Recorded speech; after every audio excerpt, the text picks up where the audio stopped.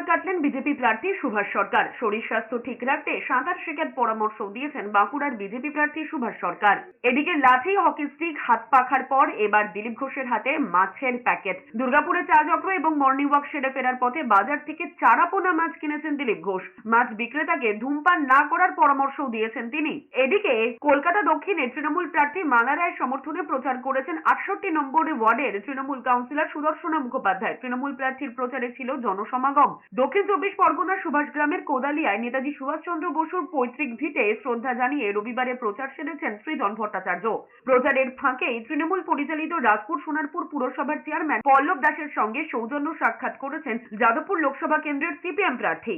সৃজন বলেছেন সায়নী ঘোষের বাড়ি রাস্তায় পড়লে সৌজনের খাতিরে সেখানেও যেতেন।